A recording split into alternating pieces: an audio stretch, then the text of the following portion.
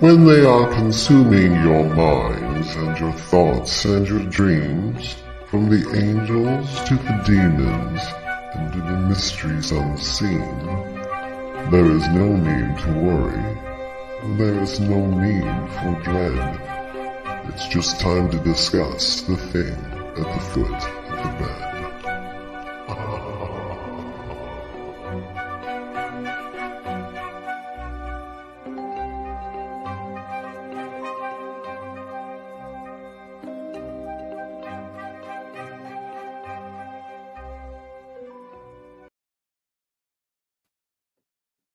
Good evening, everybody. And if you're just tuning in, you're listening live to United Public Radio Network, also known as UFO Paranormal Radio Network, or just UPRN, on 105.3 and 107.7 out of the beautiful city of New Orleans, Louisiana.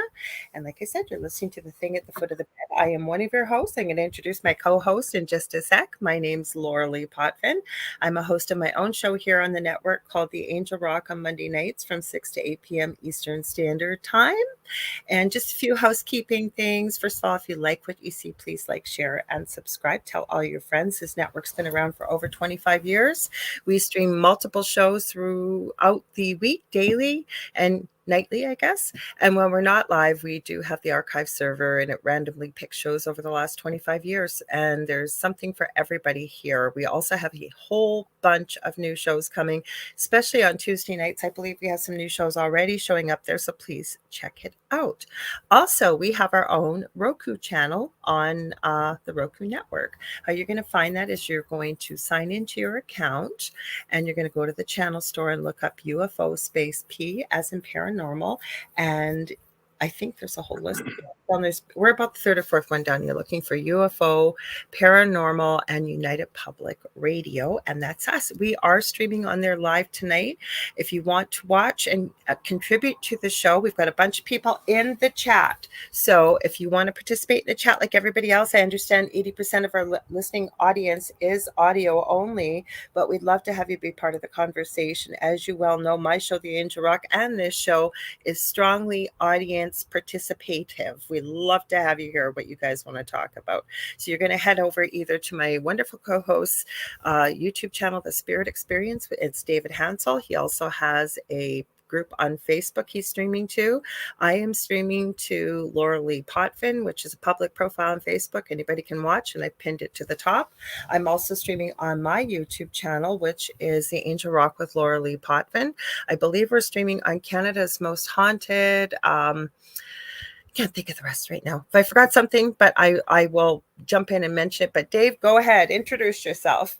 Oh, hi, Annie. I was saying hi to everybody while you were talking. I know you were. Okay. Hi, Annie. Hi, everybody. I hope you're doing well. My name is David Hanzel. I am a spiritual medium, among a bunch of other things. I forgot to tell them what I am. I'll tell them after. Lorilei is one giant horn, one-eyed people eater. That's right. People eater. Yeah. So I'm a channel, and I'm a medium, and I'm a psychic, and all that stuff that goes with that. Welcome, everybody. I guess I should tell them what I am, just in case you got anybody but yeah, new. Go ahead. I am a Canadian spiritual medium, a psychic, as well as crystal Reiki energy healer, Akashic Records practitioner, spiritual teacher and mentor, an RN or registered nurse. I don't know how I knew there was something. I could hear a spirit saying, you're forgetting something. It's like, I forgot what I was doing. Well, I don't have a script, so I just go off the top of my head. So I've been doing it. I'm kind of Dave most of the time. You're Dave. Until I start speaking with spirits. And how long did that take for us to go live? You guys, there's something crazy going on with StreamYard. As I've mentioned, I produce our shows, both mine and the show, and quite a few other ones when needed. And I went to log in because I have multiple devices, because I use those, especially while producing. In case anything goes wrong, I'm back on here in 2 seconds, right? Well, I go into my main phone. It's kicked me out of StreamYard. And we all use the same StreamYard account. I have no idea why. And I have to get a hold of our owner. I'm going to give him a shout out, Joe Montaldo, who owns UPRN. and he runs this wonderful studio, the main studio, out of his own abode, but it's his account. So we all log into his StreamYard account, but he has to send us a code to jump in. That's the strange thing with StreamYard. There's no password. So it's the code. Yeah, I know when I've been through it, when my computer kicks me out of everything or gets rid of my passwords, I am messed up. But I do have a book labeled Organized Chaos, which is every code that I've ever written down, and it's handwritten in there. But the funny thing is, you know how many of them I have changed and forgot to update my book? Because you know what I do? People are going to know my secret, but a lot of people in the States especially seem to have an iPhone. I use my Notes app, and it's password protected. I put my passwords in there. I back them up in iCloud. And then because it's in my Notes app, it emails me every time something's updated. So I know I have multiple places where this is. The reason why I don't use a book is because my partner Del does. And I can't tell you how many times he says to me, "Where's my book? Where's my book?" And I my book, put it knock on wood. Hi, well, come on up here, little co-host. Is that Pom Pom? No, this was Willow. Willow? Pom Pom and Willow look so much alike too. You see their faces? They look exactly alike, except Pom Pom is like 30,000 pounds right now because he's a fat kitty. Oh, poor baby. Don't let your daddy. No, he loves to be fatties. He's so cute. Willow is the wiry. Y'all are lucky I got here when I did. Never mind. It took so long. I was telling Dave, and then I realized what time. Good thing Dave cut me off. As you know, I do resin. And I hear spirit, very clairaudient, as many of us are. And it's just before 6. And I'm thinking, oh, I'll throw in, I got this new pump to remove bubbles from resin. I figure, oh, it'll be fine. It'll be no problem. I got lots of time. And spirit, I hear spirit say, "Are you sure you really want to do that?" I'm going, "Stop it. It'll be fine. It'll be quick." Oh boy, was it not quick. I just came inside to my new resin machine. I popped outside for a quick fresh air break. And the resin exploded everywhere. I probably still have some on my hands. So I just got it all cleaned up. You'll just be sticky during the entire show. Sticky, icky, and spooky. Yeah. So let's say hi to some people we got here. Hang on. So we got lots of people. You guys are all here. So we got Michelle over in Australia says, "Have a great show, folks. See y'all in the future." Because she's, I think, probably going off to work or getting ready. We got Brandy Reeder and Neil Carr says, "Hey guys, happy Thursday." And I should have said what Brandy said. She said hi. I think that's what she said. Hang on. Yes, hi. She said hello. And then we got Sandra Sharp. Hello, everyone. And then we got lots of David. It says the spirit experience. So I keep wanting to read your comments. Yeah. And then we got Jackie Lane. She said, "Greetings. Looking forward to the program." And then we have Annie 7, good. And hello and good evening. And then there's me. And then Annie said, and this is very kind of her, she said, "Y'all are very gifted. Love you both." And that's right back to you. And everybody watching. And Jennifer GR says, it's Jennifer GR. Jennifer Gurr. Yeah, Jennifer Gurr. It says Jennifer GR. It says, "Hi all, glad to catch you live." Well, we're glad you're here watching us live too. So David, you and I were doing some research. I know you had a busy day. I sent you a few videos, but then don't ever, you guys, if you think your phone is not listening to you, boy, have I got some wonderful beachfront property for sale for you guys in the Antarctic. But so we were chit-chatting back and forth with messages, and I'm on TikTok. Okay. I opened up YouTube, and what does it send me? This is from an actual news station. And this says, hang on, I got to find me on here. Let me just check it on here. I think it said strange sighting caught by trucker on a highway. And this highway, I guess, apparently a young girl very tragically lost her life. I don't know if it was a car accident or she was hit by a car. And when you first see it, like, I'm going, like, what is this? What am I seeing? And then they stop it and they blow it up a bit. Shall I play it? We can check it out. Yeah, I'll play it once. I was going to tell you guys, just for fun, while she's setting this up, but about your phone listening to you. So Lorilei, and I don't know if I kept it on my phone, but this is freaking hilarious. Just so we can start this out. You started to tell me, and then we got busy. Yeah, I drove my father to he had to go to the doctor's appointments today, and it was a urologist. Oh, So geez. on the way there, we talked about stuff, and then on the way back, I asked him how everything was, and he's telling me, and I've got, my phone's on because I'm doing my Google Maps so I can get back home. Yeah. A little while later, after I get home, all of a sudden I started getting ads on my phone for Depends, and I was laughing so hard. I was like, really? Really? You think I'm not going to catch that? Oh my I thought it was God. going to be Viagra, you were going to say, because you can get that from a urologist too. So Yeah, no, thank gosh it went that route. I mean, I maybe didn't recognize it. This is a kid talking to his father. Please don't send him something silly like that, Yeah, but it was. Would you get a message from? Oh, it's just Viagra. No. Oh yeah. What's that message from? It depends. It's like, no. I'm just like, but that's the way it goes. But yet I can sit in my chair. My phone probably is freaked out by me though, because I'll sit in the chair I'm in right now. Sometimes like do a meditation, or I'll get real deep and just kind of, I talk. Well, everybody knows who's at a reading with me. I talk out loud to my guides. So I'll sit here and I'll just have my eyes closed. We'll be talking about some strange stuff. And I've thought about it. I'm waiting for my phone to come back and I was wondering, like with Siri when it says, could you repeat it? Could you repeat that again, please? And it's like, I wasn't talking to you. Yeah. Oh, I've had my phone do that too. That's what's scary about the phones, you guys. And it's not scary because I'm one of those people. Go ahead and look me up and research me and do whatever you want. I have nothing that that's dangerous for me. But no skeletons in our closets.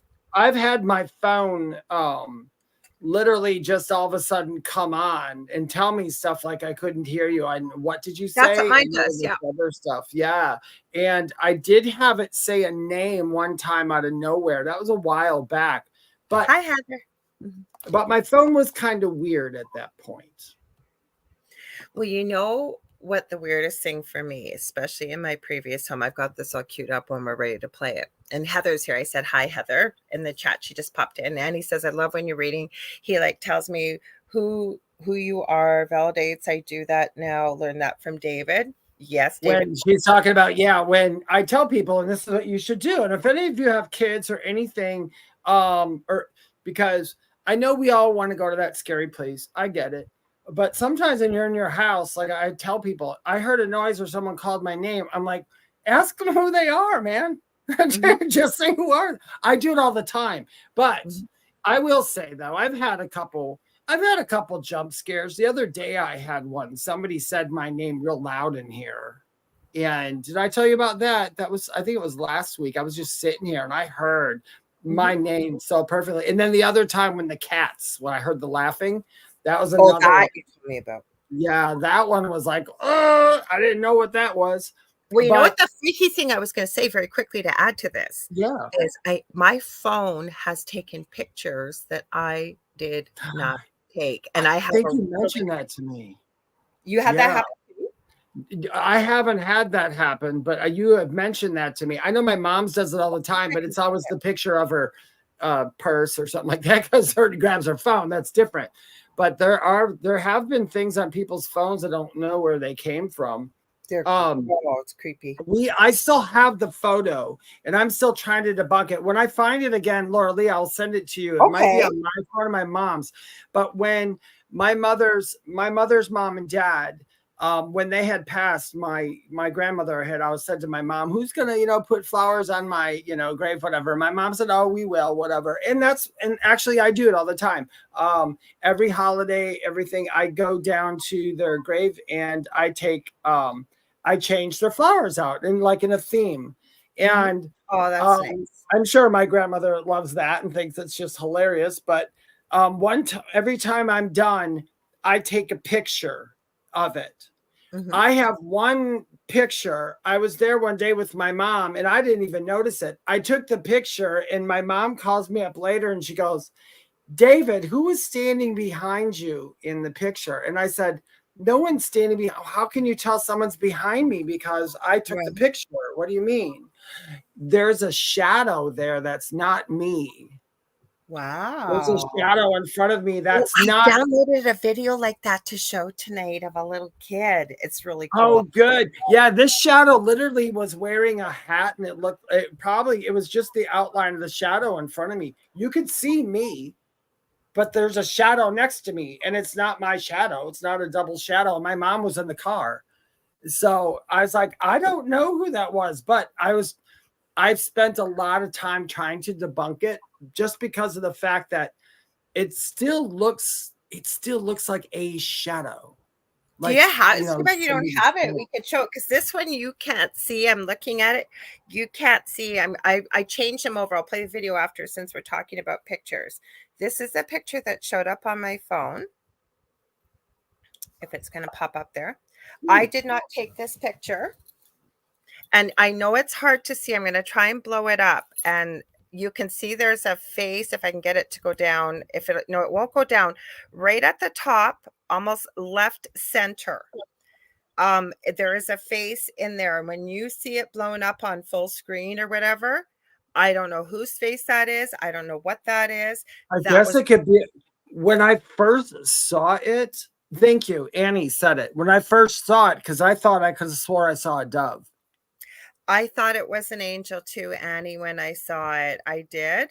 This face is a little creepy, but it's not scary. Like, it's very stern. And I called on Archangel Michael a lot when I was in my previous home with all the paranormal activity. Maybe it's Michael coming in to let what was there, like, you guys need to get out of here or behave yourself, whatever. Brandy thinks it looks like a cat paw. It's hard to see. I did last week, but I did. No, it was Monday night. And I'll try and do that tonight. The videos that I share, they won't let me put it on the live stream, but I have a banner right below for the show. I did it for the Angel Rock too. I posted some people sent some spooky pictures in and we had some spooky stuff and I posted it for people so they could find it. But it's definitely, if you're looking at the picture, it's right up at the top where the wing is. Look if you can focus behind the wing. There, you can almost see the eyes and the nose. And if you had the picture in front of you on your computer screen, you will see it. It's really interesting. And I did not take this picture. I have no idea. Annie thinks it's an angel. Well, believe me, we could have used a lot of light in that. I have some crazy pictures. I have crazy stories. Dave, are you looking for the picture? I was looking while you're talking. Yeah. Okay, go ahead. I can tell you some of the entities I have seen. Now, my partner Dell saw almost the exact opposite. But one night I was talking to a friend on the phone. They were 3 hours behind me out west, and we were talking on video chat. And they go, "Oh my God, I love the color of your hair," and it was lighter, kind of blondie brown sort of. And I said, she goes, "What is it?" And I said, "Oh, the box is in the garbage outside. I'll run right outside." And like I say, it was about 3 in the morning. And I go outside and I look across the street. So it's about maybe 15, 20 feet across. There is this massive white glowing wolf. Like, I'm getting goosebumps telling you guys, like literally the size of a small bus. I'm not kidding. And it stopped. It was walking very slowly. It stopped and it looked at me like this, staring at me, and it had glowing aqua blue eyes. And all of a sudden my friend's yelling at me, "Lorilei, get back in the house, get back in the house, get back in the house." And I'm going, "Why?" She's going, "You're not hearing that?" I go, "No." And I go, "Can you see this?" And I turned my phone around. She couldn't see anything. And she's yelling at me to go back in the house. And I'm mesmerized by this animal. And it's walking. It gets to the corner. So it probably walks about 10 feet, goes across the street. So it wasn't a big street. It was just a single lane type street. And as it goes past our telephone pole, about 8 feet past, it disappears. So I go back in the house because my friend is freaking out. I'm going, "What are you freaking out about?" She goes, "There was all kinds of snarling and growling." And I go, "I didn't hear anything." This is what made me really freak out, though. My eldest kid was in his room, still awake. And he goes, "Oh, Mom," he goes, "You just came back in?" I go, "Yeah." And he goes, "What was going on?" He goes, "I could hear all this growling and snarling." That's when I got a little freaked out because my kid did not know why I went outside. He couldn't see what we were talking about. Very quickly, my partner Dell on our security camera seen something very similar to that, but black on our side of the street with red eyes. So I don't know what these things were, why they were there. I didn't feel any danger when I saw what I saw and experienced any at all. So had lots of freaky things. Did you find it, Dave? You know what? No, I think it's on my mom's phone. Okay. When I took it. Yeah, I was trying to find it. Yeah, and I found the other great pictures, but I didn't find, Well, send me one if you want to send it, because I'm going to put this video back up. It's going to start playing. It always does. Yeah, go right ahead. Okay, stop. Okay, good. Now, how do I get this? I'm trying to get it to go back. It's going to be on her phone. I'll find it again, and I'll find it sometime, and we'll do it on one of our shows. Okay, hang on. I'm going to have to reload it because it's okay. Let's see if I can get it to go back. Stop playing. I had, while you're doing that, hi, Nicole. Oh, you got a minute yet? Oh, okay. There we go. Yeah, sorry. What I had to do is let it play. It wasn't giving me the play button. Okay, go ahead. Sorry. I was going to say that go ahead, graveyard. Dave. You're going to say hi, Nicole. Hi, Nicole. I was going to say that graveyard has actually had a few weird things because my grandmother in that's buried there, and there's like it's a really big, huge, pretty graveyard or whatever they're called. Hundreds, thousands of people in there. And there was a house in there that's like the main office. I had never been in it or anything. Well, during my NDE, one of the things, there's a bunch of stuff that was done during my NDE that came true afterwards. And the thing was that came true just so I'd realize that it was real where I was. So, but there was this house I went into at that graveyard because it was after I had saw my grandparents during my NDE. I seen all my grandparents were there. And somewhere along the line, I walked into that house and I walked around it. And that was just, I thought was just a dream. And then it was sometime after my NDE, I went there a couple months later to, we were going to put some new flowers out. And at that time, this was back in 2016, I think it was, at that time, they would remove everything like 2 or 3 times a year. Yeah. And I couldn't remember when they removed anything and there weren't any signs up and we're going to put the new flowers out. So we drove over to that house and I knocked on the door and she goes, oh, come in and we'll look for that. It was the exact house I had been in during my NDE. Oh, interesting. Yeah. So I had been, for some reason, I was in that house in spirit, I guess, if that makes sense. Because I'd never been in there before. Yeah, but you said maybe it was to validate things for you when you came back. That's what I happened. I made a video. Yeah, I made a video about it on TikTok, and it's just a short, and it's pinned to the top of my TikTok, I think.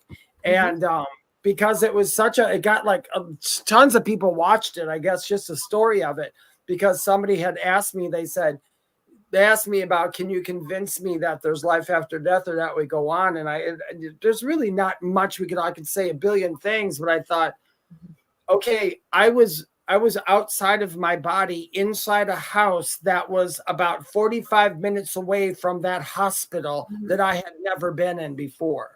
And I was like, it was the same one, same podiums, same room, same everything that I saw in there. The only thing that was different was the lady who answered the door.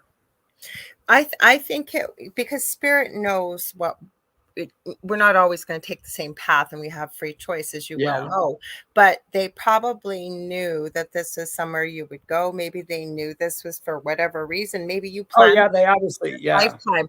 I'm going to visit this during my NDE. And then when I go there, it's going to validate absolutely that I was there. This happened. Yeah, so I always tell people, definitely sometimes you can dream about places that you think you've never been and go. It's kind of like, there's people who they'll it's literally noted, like the Anne Frank house, that little girl who they took her to Amsterdam or whatever, to the Anne Frank house. She knew exactly where everything was. She knew all about everything because she told her mom she was Anne Frank. She kept telling her. Did you hear about that one? Yes, I It's have, but there's it's pretty famous. lots of kids that do that. Yeah. Yeah, but that was that one, and I thought it was really quite fascinating. So I think, I mean, there is something to it, however we want to believe. But I'm like, yeah, you might as well just keep your mind open. I've studied near-death experiences for so long that, and I'm particularly fascinated. That's why I'd heard of this story, because it is quite spectacular of what Mhm. you've just shared. Oh yeah, that one Because was. there's no way that a child would know that. And actually, they've been showing shorter clips of this on Facebook, I think, in the video clips. I don't know if it's called The Ghost Inside My Child or something. And all Mhm. these children who have had past lives that remember them, and they share the story. I guess it was a TV series or something, but it always fascinates me because some of these stories are really profound. And for people that don't believe in an afterlife, of course, it's not our job to convince anybody, but you tell us how a little child, a 3, 4-year-old, is telling you what their name used to be and what I used to do. And then as they get older, they start drawing. Like there was one story, she's a rock journalist. Her name is Susan. I forget her last name always, but her son was the architect of the Titanic and went down with the ship. Oh. And was drawing pictures and correcting when he'd see stuff on TV. Like this is a little kid who's never seen the Titanic. Yeah. There are little kids. There's a lot of little kids in the last like 5, 10 years that have come back, and they've been in 9/11. They've been on the Titanic. They have been war heroes. They have been this, that, and the other thing. That little girl, that Anne Frank one, really struck me because that little girl wasn't, I mean, she wasn't even 7 years old, never been to Germany. When they got there, she led everybody to the Anne Frank house. She's, how would she know? I mean, she's 7. She doesn't, she didn't have so Google how would a 7-year-old, and then you get people saying, well, some 7-year-olds can be very precocious and there's the internet. And it's like, no, because these children just don't wake up at 7 and start talking about this stuff. Like from the moment they can speak, like most of these parents, when you hear the story from the parent, and don't get me wrong, every parent thinks their child is the most special, wonderful entity on the planet, and I don't mean that in a bad way, because we're biased and whatever, we're the parents. But these parents, you can tell from listening to them, there's something very unique and very unusual about these children when they come back. And I can't tell you, again, there was one family, they were devoutly religious, like did not believe in reincarnation or anything. And eventually they had to give in. And I think they took, I don't know if it was a daughter, they took her to the place she kept saying she had been from. Same thing. Knew exactly where to go, where little hidden things are. And then there's always that movie, Kate and Leopold. Have you ever seen it, with Meg Ryan and Hugh Jackman? I love that movie. He is a prince from back in the day, and I believe it's him or it's his butler, Otis, who creates a time machine, and he ends up in present day. And then you've never seen that? You've never seen that movie? No, kind of. I might have. Oh, If it was, you've got to watch it. You've got what's to it watch called? Kate and Leopold. I've heard of Kate and Leopold. I never saw it though. It's a mind, because it has to deal with present time and going back and time travel and stuff. Oh my, I'm getting goosebumps telling you it. I haven't watched it in a while, and it's really there is a new movie that just came out. I want to see it. It looks like so much fun. What's it called? I don't know. I'm trying to think of it. There's these Chinese ladies in it. Is that the Jamie Lee Curtis movie? I don't know. I just watched some clips the other day, and I thought, and they go into like water paint world and all this other, because I've heard about it. It's quite strange. But yeah, I it's really quite strange. Hang on. Go Hey, ahead, Stuart. I just love those. I like weird movies like that. That's the only thing I can get into. This isn't so much a weird movie, but let's put it this way, and I'm not giving a lot away for people. Towards the end of the movie, Kate sees herself in a picture from the past. And it's a bit of a love story, and it's a bit of, I don't want to say too much because I'll give it away, But I really, really enjoyed that movie when it came out, and I do enjoy watching it. It's got Liev Schreiber in there, and his name is Stuart. He might be the one that built the time machine, I think, in the present time. And he lives below Meg Ryan. They used to be fiancés, and now they broke up, but they live above each other in like this house that's like an apartment. And Leopold is this very well-off man, and he's at a ball. His uncle, wealthy uncle, is forcing him to marry because they are holding up appearances back. And this is like probably the late 1800s, early 1900s. And he has to pick a wife, and he's supposed to pick a wife the night he goes missing with the time machine, because his uncle wants him to marry a wealthy woman because they don't have much of their family fortune left. It's quite a story. Like, check it out if you can. Wow, It really is. watch it one day. I am terrible with movies nowadays. Ever since post 2015, my attention span to watch a movie is literally like 5 minutes. I don't watch that many. Like, I'm supposed to be watching the movie Hypnotic with Ben Affleck. Somebody asked me to watch it for a particular reason. I started to watch it, and then it's the same thing. I just can't sit there normally for a movie. Like, I just can't. I don't like going to the theater either. Like, I don't know. Mm-hmm. Well, Neil Carr and all that. We're going to get to these comments. You want to read them? Let's read Sandra's first. Okay. What do you want to do? Comments first? Sure. And then why did you have something else you want to do? Nope, that's it. Okay, so Sandra says, as a child, I was frequently seeing places I hadn't been to before, even got my mom out of a traffic jam, remembering the way through a section of town we'd never lived in. That is cool. I know. I love seeing the ones. Yeah, because I have an answer to the last part. It goes on down a little bit. So okay. Neil is right. Neil writes, and you can go on to the next one then. A couple of days ago, I saw the most amazing. I saw the most amazing investigation. This young investigator and explorer, Seth, was at some historic house with a half a dozen other investigators. 2 of them were from TAPS, and they were a couple. When they touched each other like holding hands, the spirits who wanted to come through would have the energy to tap or have footsteps heard. Hey, Stuart. Well, we said, hey, Stuart, but I think... And then the last part. I'm going too far up. Hey, okay. So Sandra's seen Kate and Leopold. Oh, hold on. This is the end of. That's what it was. She's right. Just, I know there's more to Neil's thing, but she says, love Kate and Leopold. Kate's ex-boyfriend found a crack in time. Yeah, but he was working on it. I remember that. He was working on this kind of stuff. And then it says Leopold invented the elevator and named it for his butler. Yes. Otis. Now, do you know when you go into elevators, maybe not so much now, but back in the day, and I remember seeing this OTIS on elevators, a plaque, or like where the buttons were. That was the guy. Yeah, that was apparently true. That's why it's named after either the inventor, or I don't think it was Leopold, but Otis, I think, is the inventor of the elevator. Otis something. Okay, here's the rest of it. Here we go. So Neil was saw the rest of it to catch you back up.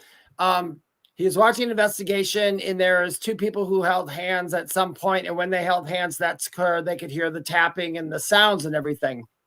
And then the last part, he writes, I thought about how back in the day, people would hold hands for seances, which no one really does so much anymore. But the talking boards, combined energy may be the key element in communication. Actually, it's the flow of energy, I believe. I think that's what you're talking about, Neil. When people hold hands and it keeps the energy to go, because in seances, it used to be if you stopped holding hands, it broke the energy that was going around. I don't know why they don't hold hands anymore. I mean, they do. Because you don't really need to, right? But you don't. I guess you don't need to. No, what you perceive becomes what you believe, and it becomes your reality. So if you've got a room full of people that think you got to hold hands. Yeah, right? It's kind of like you guys, anything we do in life, it's kind of like spells or anything like that. You don't literally have to put a ritual behind anything. It's like people ask me that can't sage their house. I'm like, intention will work. But what happens is, excuse me, with the energy coming together. And since we're in a physical place doing physical things, so we're adding the the rituals or the spells or the incantations or the law of attraction and all that. When we do that in the physical world and do something, apparently it really cements it. Or when you talk out loud, I think it's the energy collectively it of is, vocal as well as touch, as well as exactly. the number collectively of energy. It strengthens it, if you will. Yeah, exactly. Because when I was younger and spirits used to talk to me and I talked back, I only talked back to them in my head because there's always people around me. And whenever I talked back to them in the head, I had to get a handle and kind of search for them again. Does that make sense? I had to look for them again because I wasn't trusting the other energy. I'd be like, oh, that's me answering back, you know? But when they had me start talking out loud to them, probably 8 years ago, talking out loud to them is like immediately when I talk out loud to them, you can just feel all this swirling stuff going on. It's like formulating the words back to you. So I do like doing the rituals to things. I like doing the rituals. I think because it gives rhyme or reason and it's repeatable. It's almost like if you're going to do an experiment for research, right? One of the reasons why things are accepted is because there's a method, basically a hypothesis, a result, and a method. And if you follow the method, you should get the same results. And if you can, that's when it starts to become more acceptable research, right? The more people that can repeat it. I think it's the same thing as this, right? We've got a written ritual passed down through time. We didn't have a computer. We didn't have all these things we have now. Somebody else explained it at some point, and I'd like the explanation, although I can't remember it. But it is basically it's basically on that. It's just doing stuff with something. It just makes it more fun. I guess that's why we're not just talking heads, like walking just like on the earth, just standing there and thinking about all the stuff we do. We actually physically have to move to go do it. Where in the spirit world, you don't. No, but the other thing that people don't realize is how incredibly powerful we are. I actually wasn't looking for it. I was doing research last week for a show on TikTok. First thing I open, it's Marina Jacobi, and she's channeling. And she doesn't channel like normal people that I've seen before. And the stuff she was talking about human beings and, how we talk about this in the spiritual world of we're all a part of each other. Hi, Roger Garza. Welcome.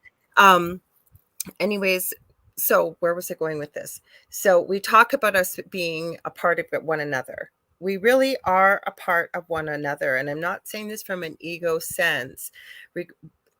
It depends on what your belief system is, whether you want to call it, we would call it source. Some people call it God, some people call it the universe, Buddha, whatever you want to call it.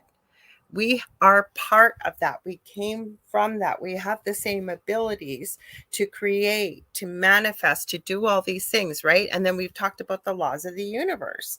So we are capable of all these things, but I think you have to believe in it to be able to get it to work, right? Like, so people think that as a seance, you all have to hold hands. So because people believe that, it becomes so. You see what I'm saying? Or with the ritual or whatever it could be.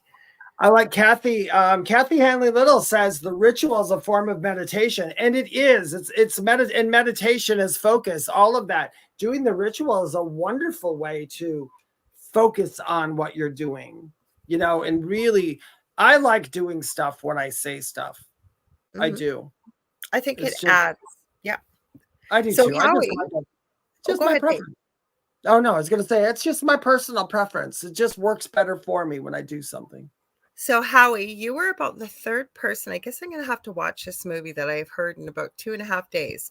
So he says, Somewhere in Time is a 1980 American romantic fantasy drama film from Universal Pictures, directed by Jeanette Schwark, and starring Christopher Reeve, Jane Seymour, and Christopher Plummer. It's a film adaptation of the novel Bid Time Return from 1975 by Richard Matheson, who also wrote the screenplay. Reeve and Seymour fell in love and had a brief relationship during production. Interesting.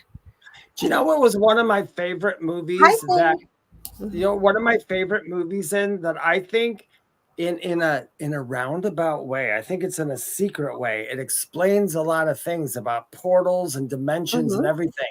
And that's the movie Time Bandits. Oh, I've heard of that movie. I've never watched it, but It is an amazing movie. It's just fun, but explains they're going through portals to they're told that they think that they stole this map from God about how everything goes, but it's a map, and they can go from dimension to dimension and portal to portal and steal all the gold and then take it with them so they could just be rich. They don't even know why. I mean, it's the cutest movie. yeah, but that's what Marina Jacoby's stuff involves too, about utilizing portals to be able to access all this stuff. Howie says, yes, Time Bandits as well. I want to give Faye a shout out because I was on Roger's show, Roger Garza. They have Latino Psychic Visions on Wednesdays, and then they have this Mugs for You on Saturday. And I joined him a couple of weeks ago. They used to be on our network. They now have taken they were on Facebook and YouTube, and they've since gone back to Facebook and YouTube instead of on UPRN. And that's okay. They're still very good friends of us, everybody here in the show. But Faye has started a new show called Faye's Angels, and I believe it started yesterday, so I want to give her a shout out. And Kathy reminded me, Faye, I think I told you guys that last night. I left you a quick message, and I told her I had a meeting, and I did. So it's on my list of replays to watch this week. So I want to give you a shout out, Faye, about that. Sorry, go ahead. Do you want to read Neil's other comment too, Dave? Yeah, Neil says he downloaded an app that Steve Huff helped to create. Steve Huff, I know who he is. Yeah. I really liked an explanation that he gave for spirits. They are light energy, no eyes, no body, no brain. We are the conductor and interpret it. In a sense. What I'm going to say though, in disagreement, and I like Steve Huff, right? To each their own, is that we do have a brain. It's just not the brain that we think that we have, right? Like we're used to having a physical body here, but the reason why we're immortal and eternal is, if you want to call it the soul, whatever you want to call it, right? But that's the part of who we really are and the essence of it. Wouldn't you agree? Because it makes it sound like we're just light floating all around with no thought. No, you have, there's a ethereal body, an esoteric body. There's also a plane where you are just pure consciousness too, with no body, no brain, no nothing. You're just pure consciousness. That's out there as well. There's a lot of different, everybody thinks, I think, and I don't want to kill anybody, and everybody can have their own belief. But from what I know, from my research, from my experience, it's not just heaven.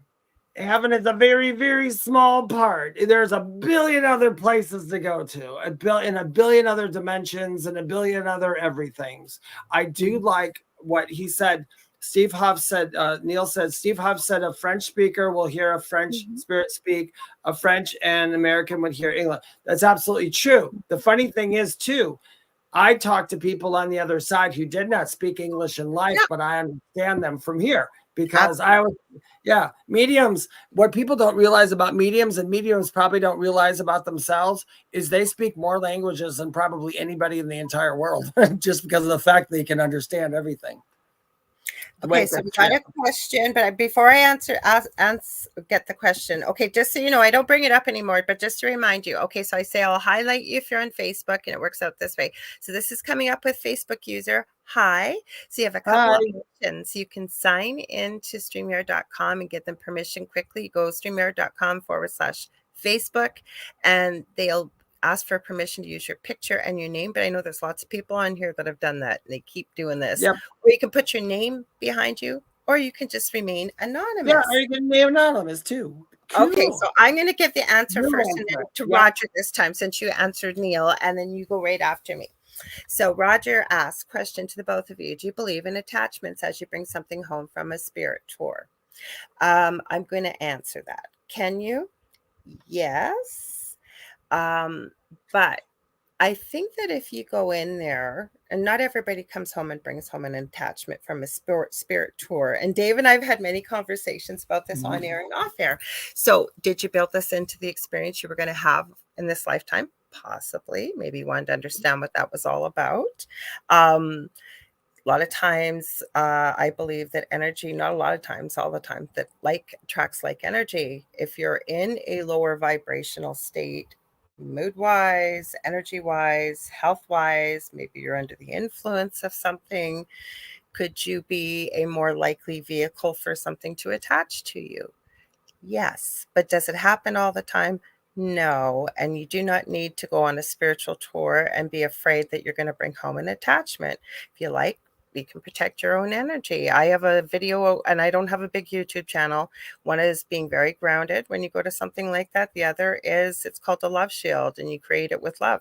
Go ahead, Dave. I know you're dying to jump in here. Oh, no, that's okay. We have a little different opinion on attachments. We do. And what Lorilei, we do agree on one thing. Not everything in the freaking world is an attachment. Not everything's an attachment. I do believe that we can pick up stuff from other places. I think I would never go on a ghost hunt or someplace that is known to have bad energy because people have put it there, and you go there drinking or anything like that. I agree with you on that. You just leave yourself open for all kinds of crap. Because listen, if I was a spirit and I knew that somebody could hear me because they were drunk, damn well I'd be having fun with that person. It's just going to be, I don't think that I did a lot of studying, not enough. I am by no means an expert on exorcisms throughout my life.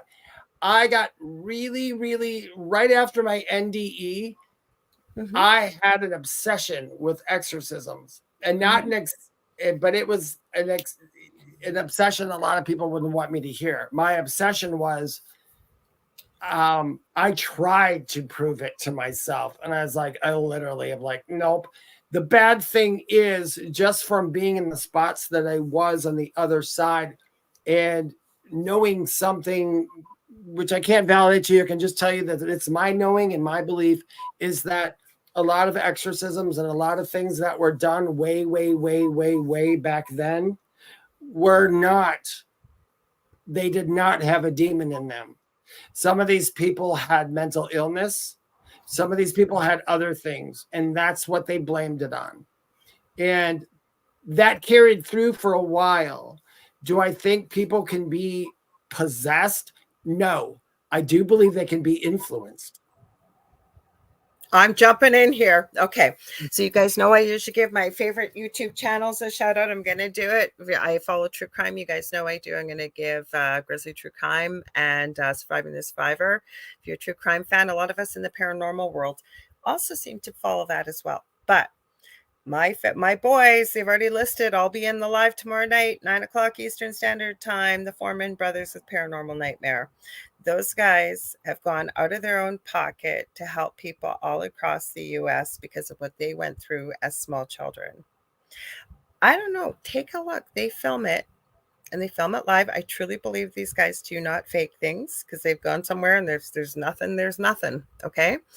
You listen to some of these stories, because the one last week, a little girl, she had horrible parents and she was murdered.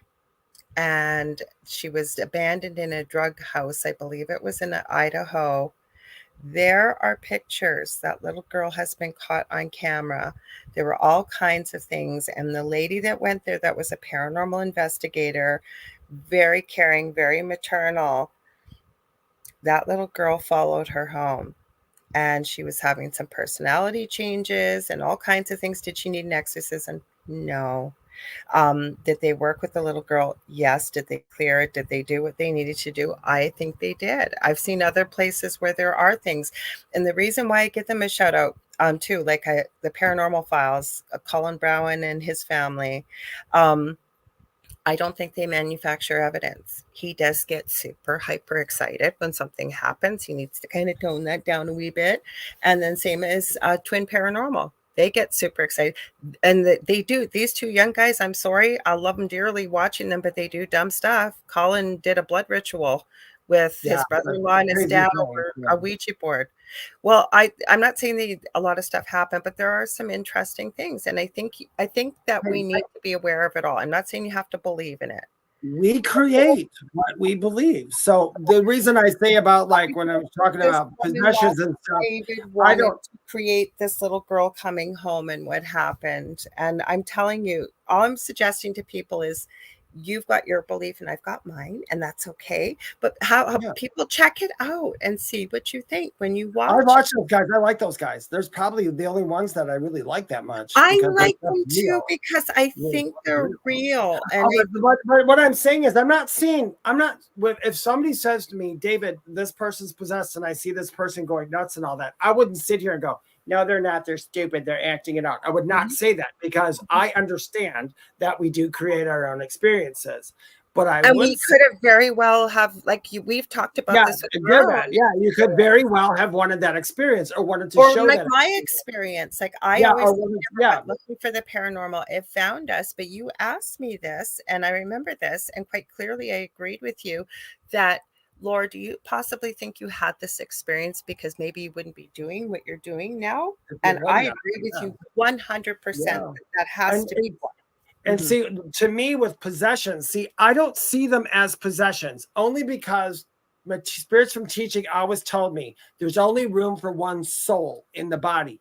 Although they have told me this, and this is why I say I would never say something to somebody who is doing something, because the thing is, I merge with spirit when I do like my lives with in front of a group.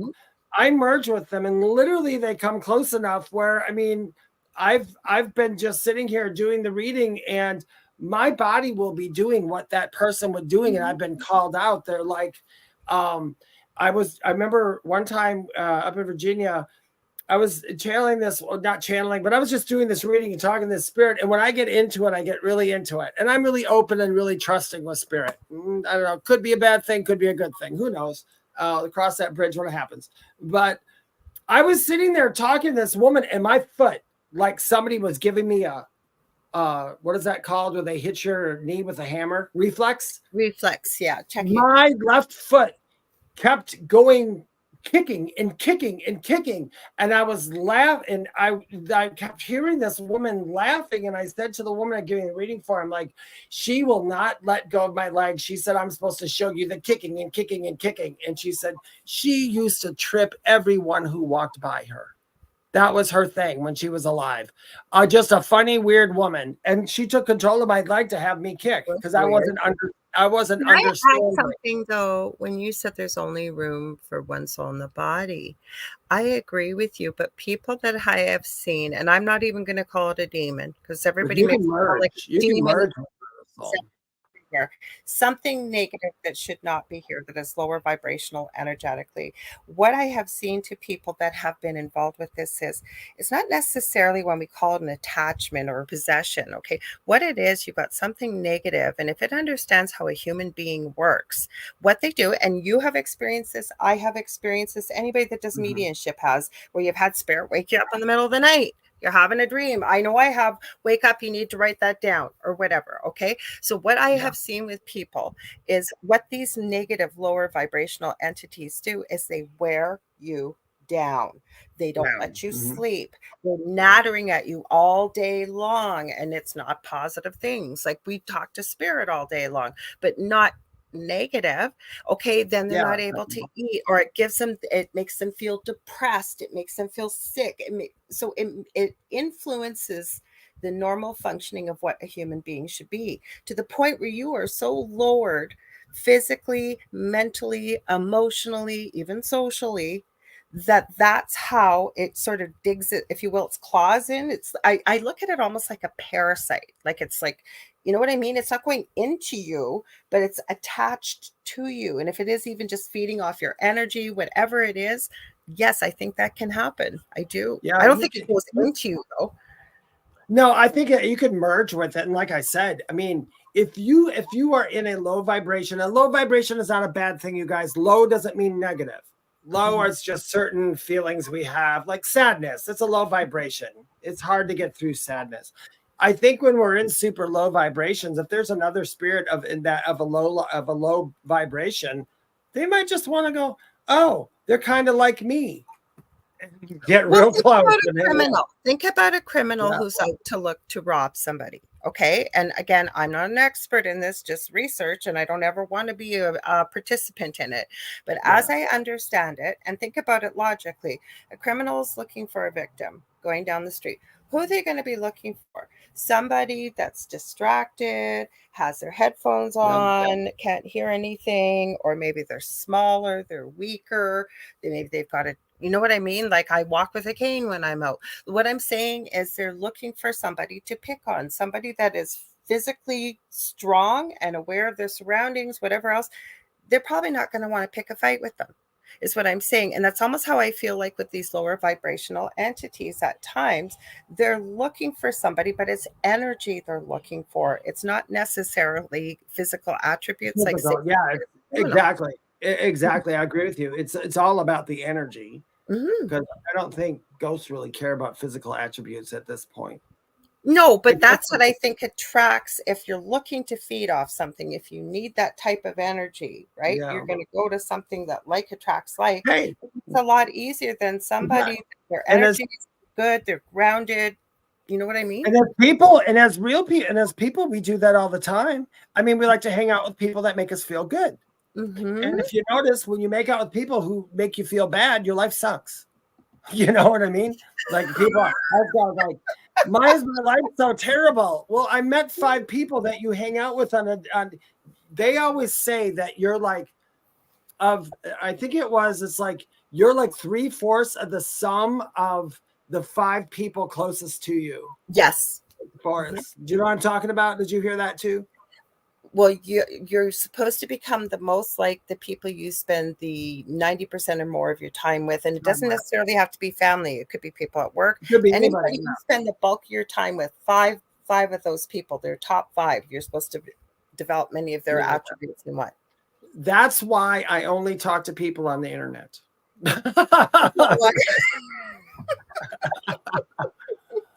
Oh, God forbid. There are people I do not want to be like, and I make short work of them when I have to talk to them. I'm like, I'm not like you. Yeah, but you know what? I seen a friend of mine who was just, I had actually named it for him when he explained what was going on. And I said, what I would probably call it is the dark night of the soul. Sometimes that happens, not always, but to some people when they go through a spiritual awakening, especially more as an adult. And I noticed he posted something recently about the more I become involved with my spiritual path, the smaller my friend circle gets. And in a way, no, I'm not saying people have to cut their friends off, but what you will find is, and I'm not trying to make it sound elitist, and I know you understand this, David, but people listening, but you will find that it doesn't matter what you do, people will notice that you're changing. You're evolving. And if you're working on yourself and you're working on healing things and getting a more positive attitude, and maybe we all need healing. Okay. So once, say, even if you chose not to drink and everybody around you drinks, for example, even doesn't even have to be spiritual, right? You'll hear people say, well, you're not fun anymore. You don't drink. You're not this.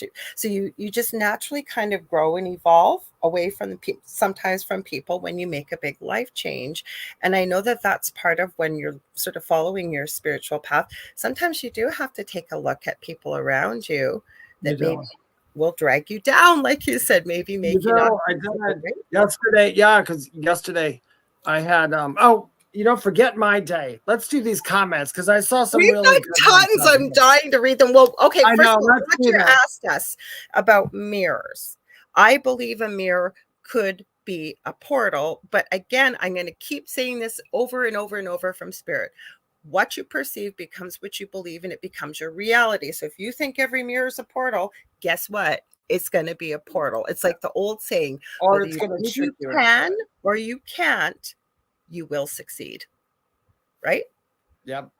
Yeah, because remember, every spirit had said something really weird to me one day, and one day, it's like every day, but it had to do with, if you take a truth and an untruth from a certain perspective, they're both correct. Just from your perspective. You know where that matches is something you've been saying, and I never considered it from this perspective. Things that say we I'll use myself, that I might consider evil, or you or us as a whole. But say it was an alien, for example, and we thought it was an evil alien. Well, where they are, where they come from, it's not evil, right? It's all in the eyes of the beholder and perspective. You said that. I didn't say this. Yeah, I said that. Yep, I said, yeah, and because I've had people, there's some weird spirits out there who have done some terrible things, and it's like, are you, like regretting it? They're like, no, why? What do you mean? I felt good to do it. So for them, it did. I know it's weird. I was telling Lorilei, Spirit had always taught me that every energy is a neutral energy until we endow it with positive or negative. And that's just basically how it goes. And it all depends on the person.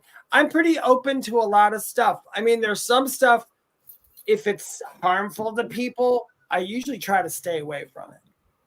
But did you hear me say usually? Yeah, I'm here. Sorry, I had to plug my computer in. It was unplugged somehow. Mm-hmm. So, but anyway, we're pretty open about stuff. My mind has changed on a few things. When I had my NDE, it was absolutely nothing like what I was taught from other spiritual people. It was not like any of that. It was better. But it wasn't like what I read in books. I remember reading when I was younger. I read some of Sylvia Brown's books on the other side that her guide talked to her, and I read all these things, and I was reading them. I thought, oh, this sounds cool, but still, when I was even reading them before my NDE, I thought, okay. I can't disbelieve it because this is her perspective, or this is the perspective she's getting. But when I had my NDE, I'm like, it's almost like for that split second, you're looking around, you're going, wait, this isn't what she said. Mm-hmm. I was like, oh, but I did also learn from my NDE is that when you leave here, it is based a lot on your belief system that you have accumulated throughout here. So if you had no belief system, like I didn't have anything concrete that I believed in. I didn't have like heaven. I already knew there wasn't a hell. I didn't know about the other stuff. When I went there, it was like I didn't want to go to some stupid green earth with plants all over it. I'm like, no, screw that. I'm going to the sky, dudes. And that's where, I spent a lot of that time there. You know what, though? You're right about this, because I was having a conversation with someone today, and they were sharing a point of view. Somebody had said to them that living and dying is painful to a human body.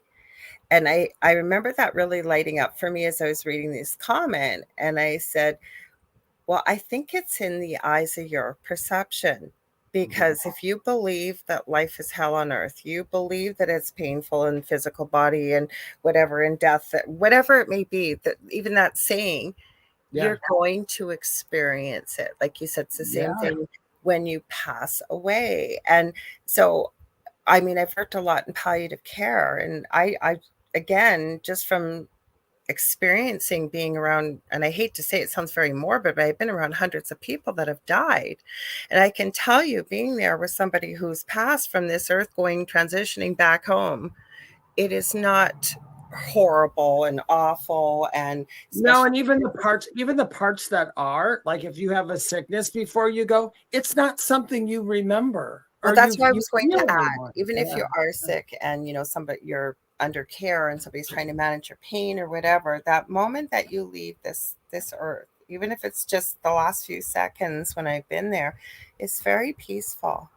It's very I had sepsis and pneumonia, and I was really, really sick, you guys. Mm-hmm. And you know what?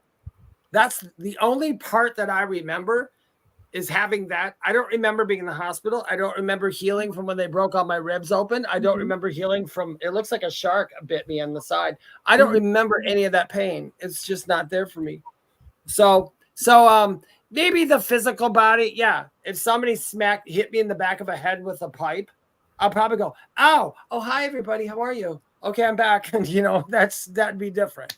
That's to me is I'm like, not saying it's not painful. I was more or less even focusing on this perspective that living and dying is painful. it's If you painful. tell Yeah, yourself that, you're gonna get that, you're right? gonna get that. Same thing Yeah, as whether exactly. you say you can or you can't, you will succeed. Yep. So we've got quite a few comments here. Sandra had to go off to bowling. So Sandra, Happy thanks for being bowling. here. Hang on. I did want to. I've seen Yeah. Neil's comments here and stuff, but there is one I do want to address quickly. Two of them actually. One of them is the movie Sybil, with Roger had asked about. The movie Sybil is not about possession. It is what used to be called multiple personality disorder. It's now called dissociative personality disorder, and we could do a whole show on that, but it does not involve the paranormal. Yeah, It it's not involves paranormal at all. somebody who has experienced extremely, extremely, extremely traumatic, painful childhood, and they've learned to disassociate from their body when they experience the things that they do, and they end up developing other personalities, which are in that world, as I understand it, called an alter. But it does not have anything to do with the paranormal. Yeah, and did you know what? Too, for people who do have personality disorder, we are all not so far from Sybil.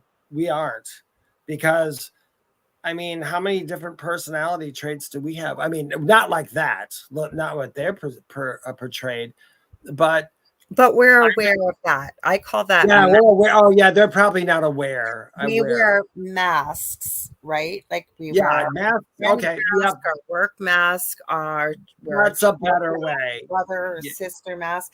And not everybody isn't aware, but there are a lot of people, because that's why it's called dissociative, right? Because we disassociate from whom we are in regular life for whatever reason.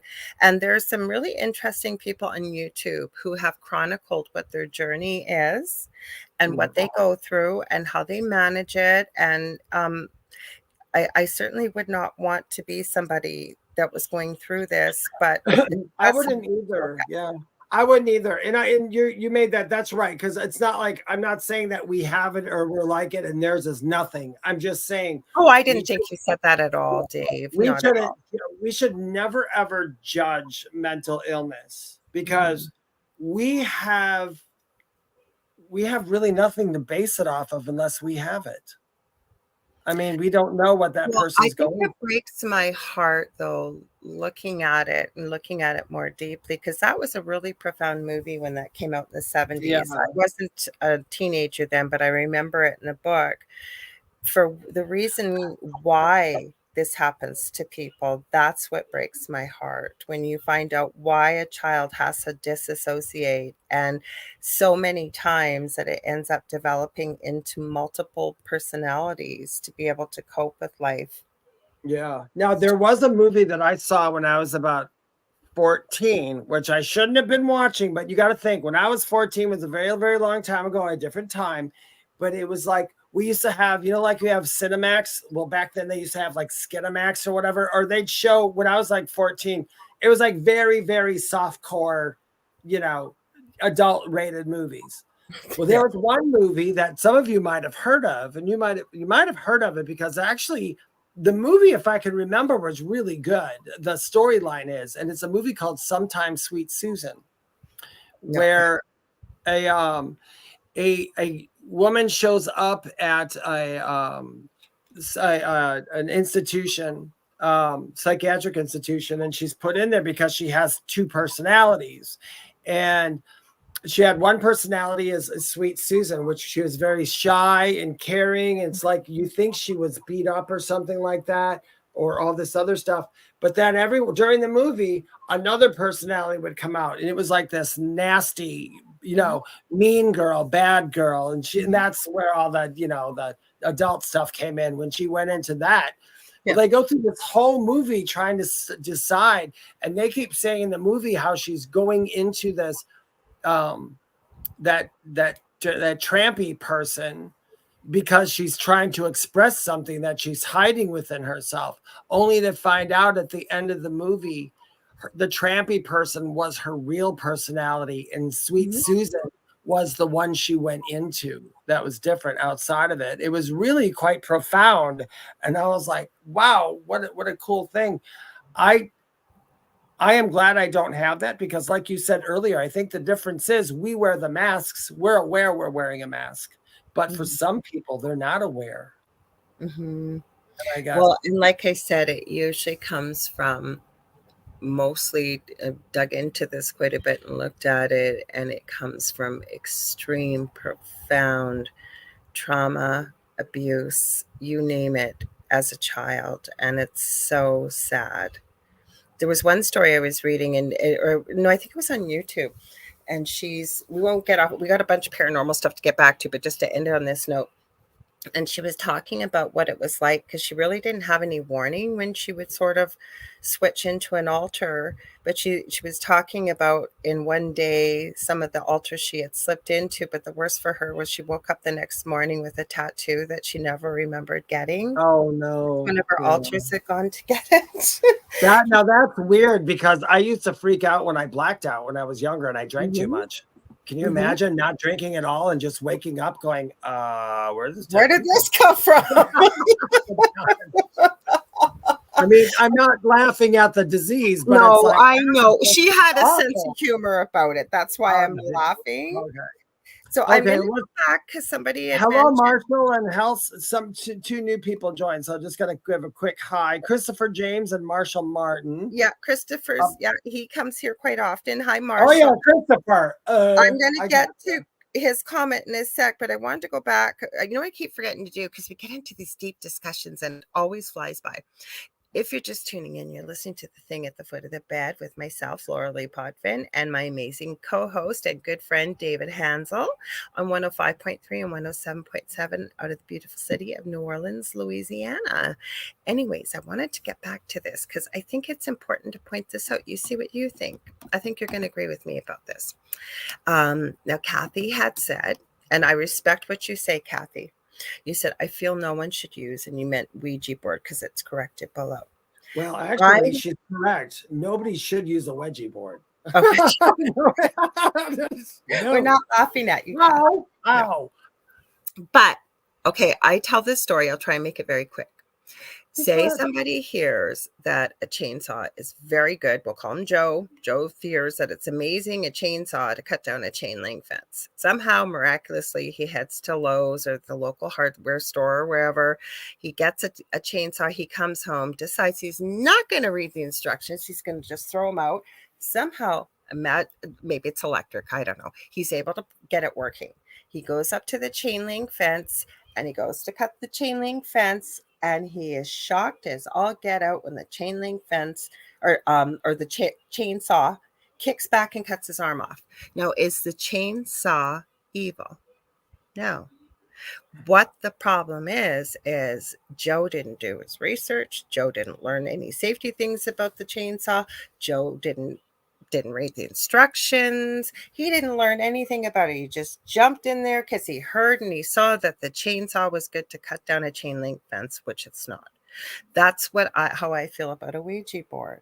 It's no different than a pendulum. It's no different than many other types of communication devices. But I would not be jumping on a Ouija board without people showing me properly how to open and close the session. Do I use them? No. Do I make them? Yes. But to each your own. It's a communication device and tool. Go ahead, Dave. Sorry. I can feel you.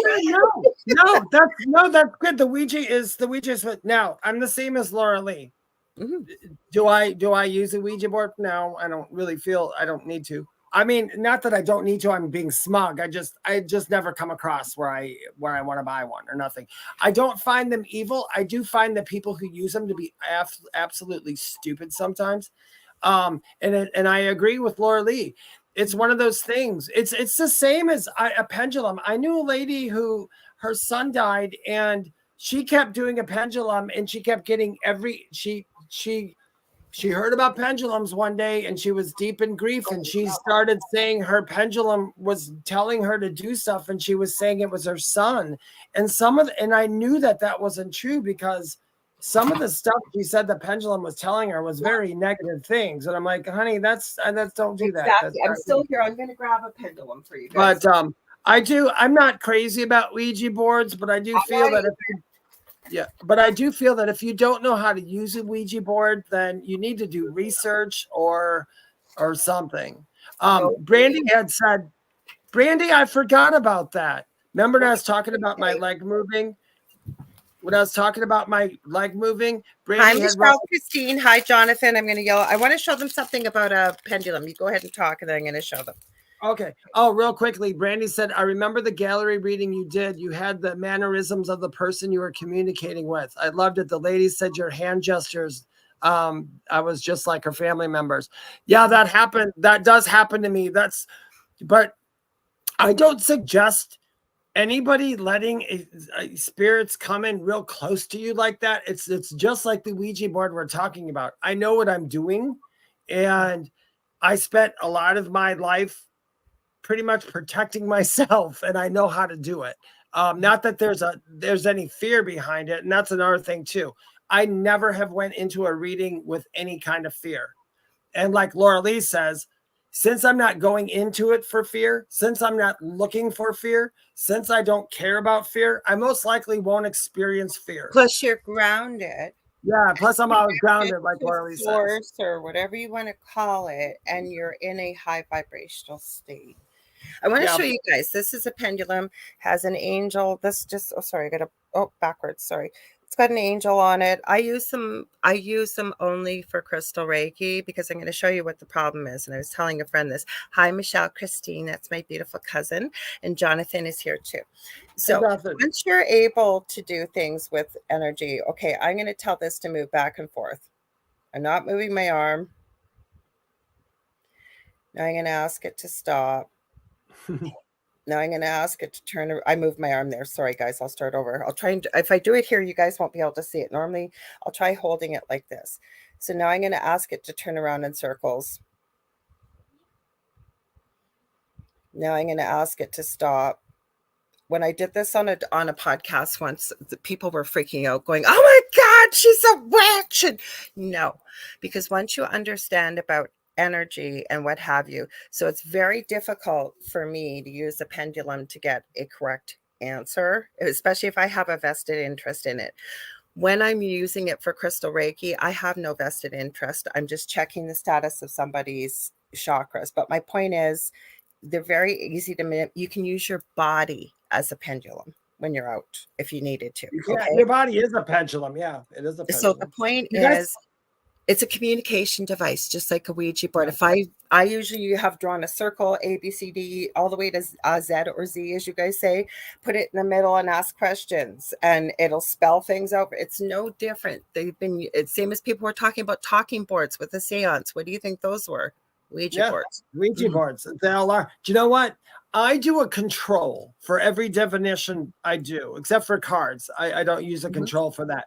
I do control like what Lorilei did. She looked for that. Every time I pick up my pendulum, because for me it's always different. When I pick up my pendulum, I always just hold it really still, and I always just say, "Is my shirt black?" Like if I'm wearing a black shirt, and you should do that, and I do too. If it goes back and forth, I'll go, okay, back and forth. I ask my shirt's black, and I'll say, "Is my shirt blue?" And if it goes the other way, then I'll know, okay, now I know my yes. Want to know what I do to cut it easy? Show me yes or balance, please. Show me no or unbalanced. Show me neutral, and it'll show me. But I do check it because I'm using it to check to see if somebody's well, see, then I do the third. Then I do the third question. I do a third control. That's where I got it. And I'll tell you, I do this in Ouija boards too, you guys. And I know it sounds terrible. It sounds like, oh, that David, he's so skeptical. But I want to be, because the evidence and proof we give you guys, I want it to really hit home for you. So I'll ask if my shirt's black. It'll go back and forth. And then I'll ask if my shirt's blue. And then I'll go back and forth. And I'll say, I'll pick something in the room. And I'll say, I'm looking at something in the room. Is what I'm looking at silver? And then if that's the question, and if it does a yes and it's a no, I'll be like, nope, wrong. It's my controls off already. It doesn't happen often, but every once in a while, don't you get a feeling sometimes when you pick up your divination, sometimes don't you get a feeling that Like everyone, like I never I'm bless going to my. grab another divination tool. I want to add something quickly before you ask me. Christopher James, chainsaws are not made to cut metal. That would be a hacksaw. Exactly. Why do you think I use that example? That's how ridiculous it is. The guy didn't do research or anything to find out that, yes, chainsaws should not be used to cut a chain link fence. I don't know if you popped in on the whole story or not, but he's shocked as all get out that the chainsaw cut his arm off. Now, is the chainsaw evil? That was the point. No, the chainsaw is just a tool. Right? Yeah, chainsaw is a tool, and the person using it was a total tool. I was I do.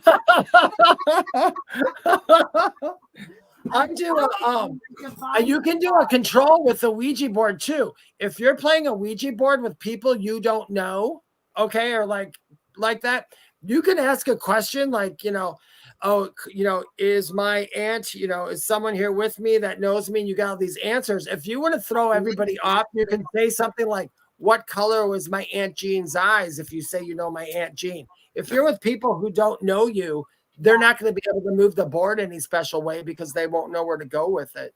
So you can test people on that. I've played Ouija board with a couple of people who I caught, literally caught. I mean, it was, I mean, they turned the lights down really low and they did all this other stuff. I got mine too. But, these are a communication device. People found water, electrical lines. We did a course on this. My co-host, when we used to do stuff on this show, on this network, Seraphine, we taught people how to, fuzzies in it, taught them how to make divining rods.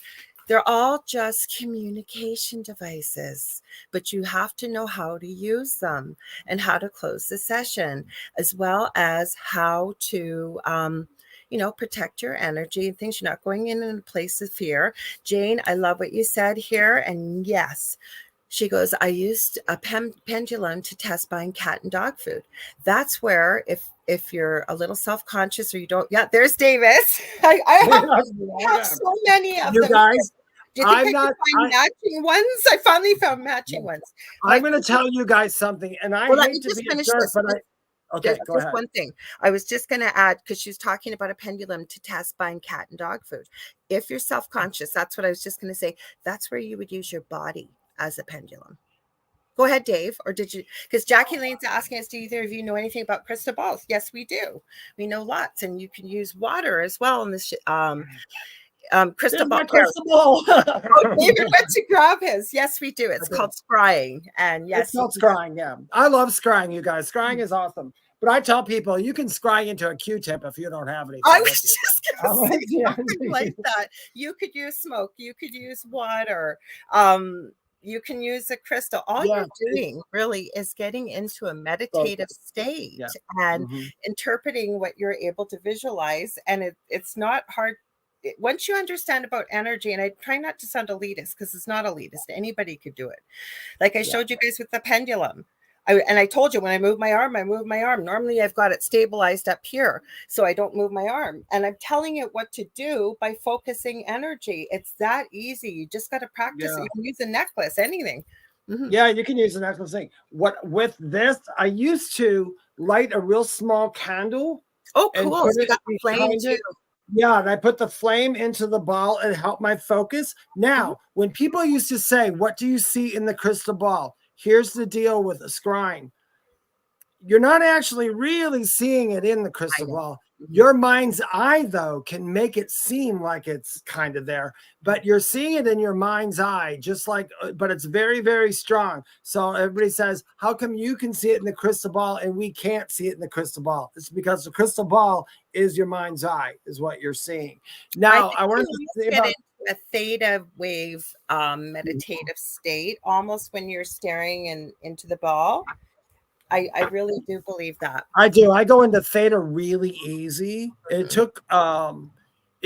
used to practice doing it, and there's a bunch of stuff you can do, but I just go into it really easy. What I was going to say about divining rods, and I don't want to be an old stick in the mud, but I'm going to tell you, because I've seen this on TikTok, and whenever I see this on TikTok, I will block them in 10 seconds flat. They have people sitting in the car asking questions, going, Oh, I mean, and these people are answering some questions that I wouldn't answer if I got it directly from spirit because it's not my business. And they'd be asking stuff like, "Do I have cancer?" Yes. Oh my goodness. And then they go on to the next question. Is my mom is she gonna die soon?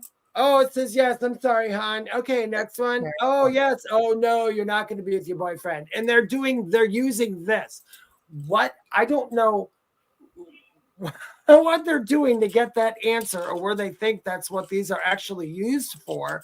I mean, they can be used for spiritual stuff, but like Lorilei, if she used them, she would know what she's asking for, and she would know what to ask, and she would know what. You know what I use these for, honestly, and I need to brush back up on it. I took this course with Marie Diamond, and it's called Diamond Dowsing.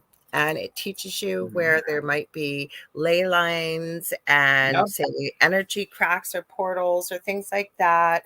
And it teaches you how to heal it with copper and things. But this is how and I'm making it sound very simplistic. It's a little more complicated than that. Yeah. She talks to you about how to create, and you don't need this to create portals of light or anything. Should you want to assist somebody that has decided, because none of us are stuck here for the rest of our lives if you don't cross over, but sometimes you need a little help, or you might need a little bit of light. It's a really excellent course I took with her. That's the only time I use, or if you want to fool around with them, you can take them out. You can make your own with coat hangers. That's why we taught people how to do it. These ones are for finding. I'm not going to say Native American. That's the first time you think these are Native American. I'm like, no, a stick is what they used to use, a triangle stick. But mine, I have used this. You can find energy. You can find wells. You can find water. That's what I was going to say. You could find your water line in your front yard if you wanted to. You can find a body underneath the ground. And I don't know why more people don't use them. If you're a seasoned professional in this, I don't know what it is, but these can locate the energy of people. You can take another person. Some people, you can walk towards people, and these will just spread out as you walk towards them, or they'll spread inwards. I'm trying to think what this thing is called. Maybe you'll know. I was going to look it up because we did a bit of a class, Seraphine and I, when it was free. We taught people how to do it. We told them what to come with and taught them how to do this. But I think it was called a boinger or something. And it came from Norway before divining rods. Because it used to be called water witching and things. Because I see Heather said she used willow branches, which you can to find a source of water on the farm. But it was called a boinger, and I think it came from Scandinavia, and it was like almost like on a spring with a little ball at the end. But it was the same thing. You'd hold it, and it would point to wherever you. Like if you were looking for water or what, because we're electrical.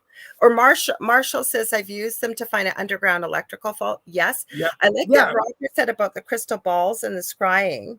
And it reminded me of the movie Poltergeist. Actually, Roger, he said, I used to use an old 60-inch TV to do scrying. But you know what? Scrying, I see that. I totally get why you do that. Yeah, because I think that's a great way to scry.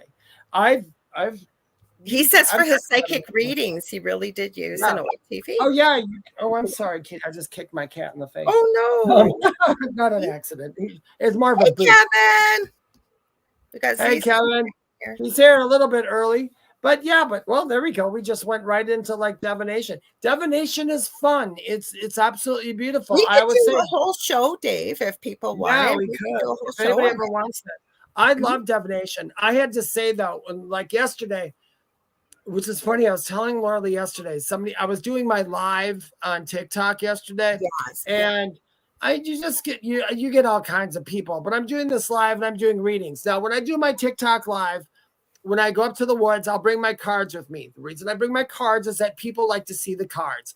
And usually people always go, can I have a card? That's the first thing they always say when they go in there. I'm like, I don't have cards. I'm going direct. And I'll tell people I'm going direct. If I say I'm going direct, that means I'm just going to sit here and listen to these guys. But people like cards.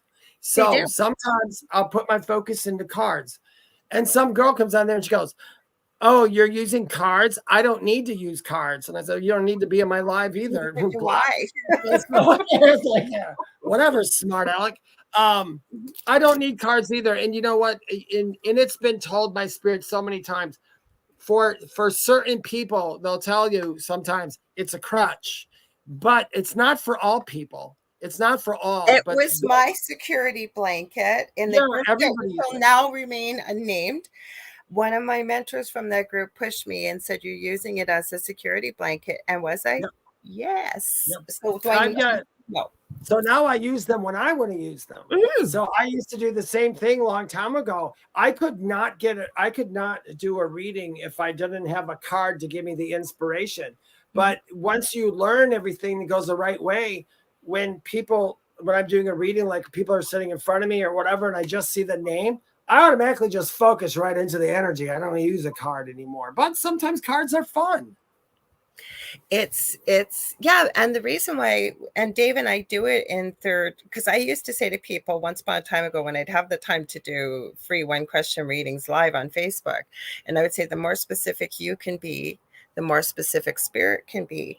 But it's really easy when you've got a whole, like Dave, you had well over 100 people. I didn't join them, and I should have. I was in the middle of resin stuff. But anyways, when you've got people and they're asking questions and it's just one question and it's quick fire answers, it gives people something else visual to see besides just hearing you. You pull a card. Sometimes it gets me stuff too, because you can't tune into everybody 100%. No. You can't.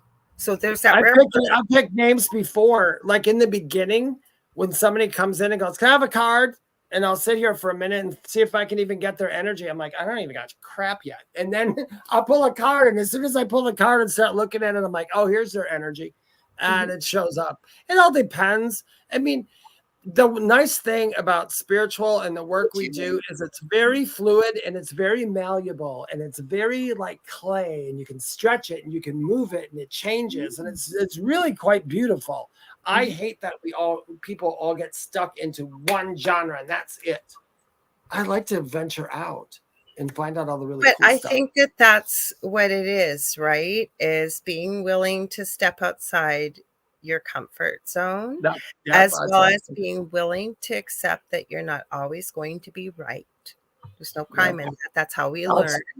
And also, if you feel like you've got a calling, like people have shared some great comments here about starting out. Brandy had a great comment about she found, with going in, she said, sorry, I'm going to go back a bit. She said, that's how Star and I located the cemetery, Pauper's Field at the Asylum Infirmary. I remember that you guys did, didn't you?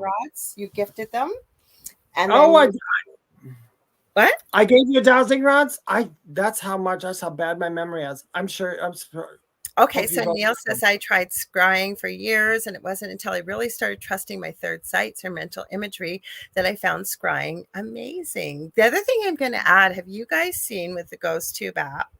And I wanted to do this one of these nights. Maybe you will. I don't know how reliable it is yet because it's new. And apparently there's like a 3D visor that goes with it, but you don't need it. If you are connecting with spirit, you still may get a verbal, like something verbal coming through, but they will send a picture, like an AI picture to you about what they're trying to convey to you. Where I found out about it, Paranormal Nightmare, they were using it, and I kept going, what the heck are they using? And then I looked really closely and I saw it was through Ghost Tube, and I thought, that's interesting. Might be fun to try one night, try it live. But I love all forms of divination. I think divination is just the cat's meow. It's wonderful. The only thing I haven't tried yet, but I want to look into, is reading tea leaves. Oh, you're reading my mind, because I was thinking about that, because that is a real art, I think. But it is. It's something. It's a long study, and I swear, you guys, the day that I start studying it, whenever I get that calling, I will do a bunch of free readings just to test it out, make sure it's working. So the interesting thing, though, with it is, because I just heard this from Spirit, that should you want to do it, right, and depending on what the tea leaves are, you would have to sort of build, I guess, a bit of a dictionary, but you can almost do it like we do tarot sometimes, where you just intuitively read tarot rather than really getting into the big story of it all, because it can tell quite a story, and tarot is a real art. Like, I think it is. Don't you? It is. It is. I was reading this at the same time. I do. You know what? I like Oracle better than Tarot, but the only reason I do too. I don't hate Tarot. I will admit to anybody watching right now, when it comes to Tarot, I cannot memorize all that stuff. That's my thing. I do it intuitive. I said I on have a supernatural deck.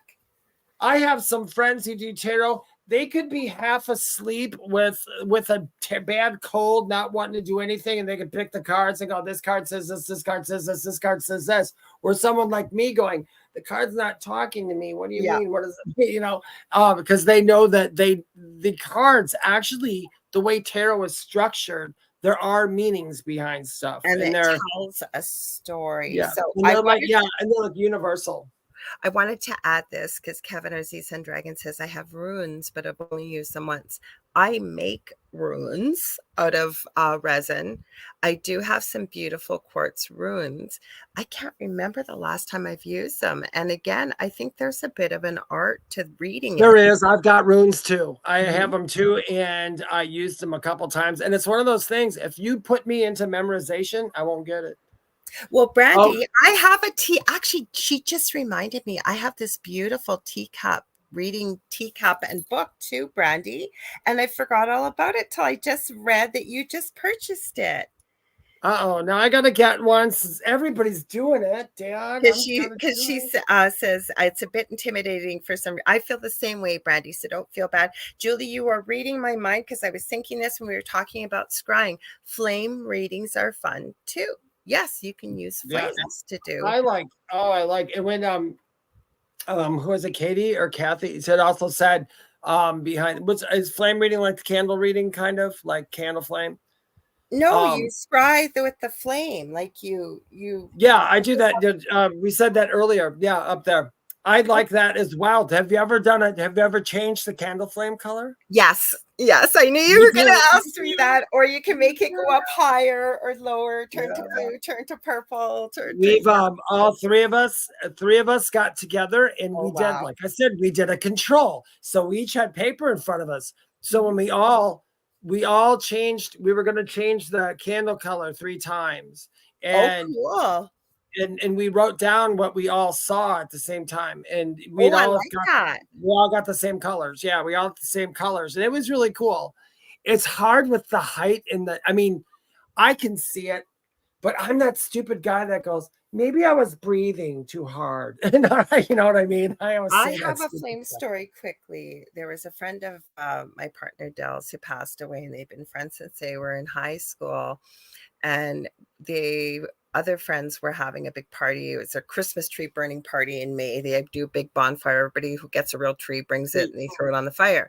So as I was leaving, this quite a few years ago, I heard Spirit say, you need to bring a deck with you. And I'm arguing in my head, I'm not bringing a deck with me. They think I'm nutty already. Never mind. No, you need to. Fine, I'll bring it.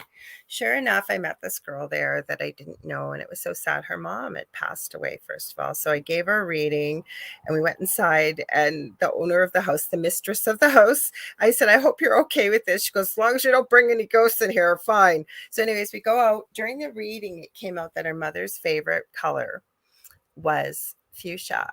I have a picture of her and I and my partner Dell, and right where her heart would be, heart chakra, there's a big blur of fuchsia over it. That was the first thing. Second thing, I have a picture of the flames. I was taking pictures, and those guys get crazy, throwing on piles and piles of trees, and the flames go really high. There is a man's face, side profile in that picture. I swear to God to you, it looks just like their friend that passed away. And I remember I took pictures of the flames because we were all toasting him when it happened. Oh, that's cool. It was really cool. Mm-hmm. Who was talking about that? Oh, Julie. That's why I asked which flame she was talking about. There's one where you scorch a piece of paper. Okay. Interesting. I have not done that one, but I have done the one where we tore up paper and lit it on fire and let it burn and quick put it out and watched it like that. I wonder if that's the same thing.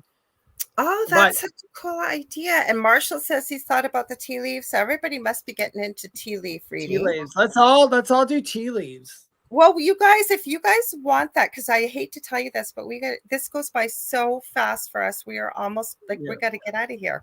But if you're enjoying talking about some of the subjects we've been talking about tonight in the paranormal, stay tuned for the second night of The Outer Realm with Michelle DeRoger and Amelia Bazzano up right after us. So, Dave, how can they get a hold of you? What we should tell them, right? If you guys want to do a show on divination, we'd be happy to do it, wouldn't we, Dave?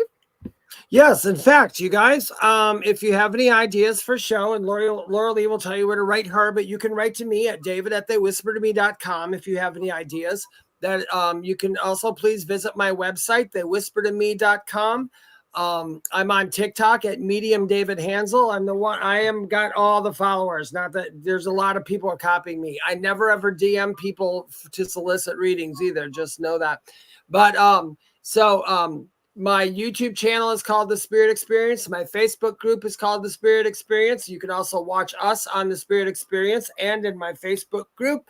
I'm on Instagram as Medium David Hanzel, TikTok at Medium David Hanzel. Write to me at david@whispertome.com. Go take it away, Lorilei. I think you got everything. Yes. And thank you for the great comments. It sounds like people enjoyed the show tonight. So we're glad. That's why we're here. Without you, we'd be nothing except having a conversation and just between the two of us. So that's why we do it. We love interacting with all of you. If you ever want to get a hold of me, you can get a hold of me on facebook.com/The Angel Rock. If you have a show idea, guest suggestion. Also, if you want to book a reading, I do mediumship. I also do psychic and other things like that. I do crystal Reiki. I do healing energy. And I also do mentoring. And I am working as the holidays getting closer. It may be closer to February-ish, sort of. But I'm working on a course that I'm going to be teaching about many of these topics we talk about. So also I have two groups on Facebook, Paranormal University for all things paranormal and the Angel Rocker Tribe for all things spiritual. We never did get to our video. I'll have to save that for next week. We'll do more videos next time. We've got we're going to keep an eye out this for us and around Christmas, you guys, because I had talked to Lorilei. We might be telling Christmas ghost stories. Looking up actual original Christmas ghost stories.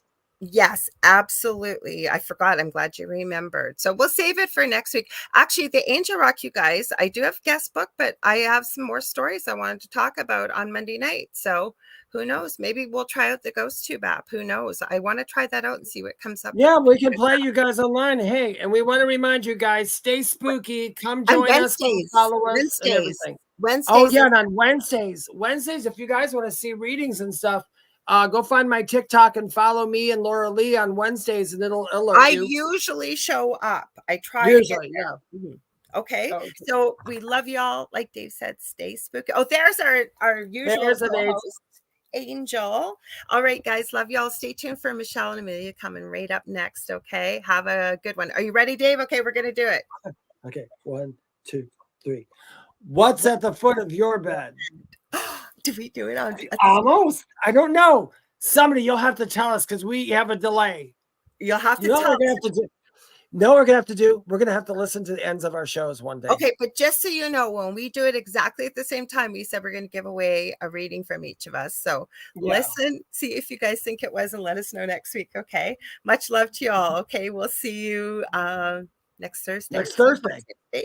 I'll be here Monday, 6 p.m. to 8 p.m. Eastern. Okay, talk to you later.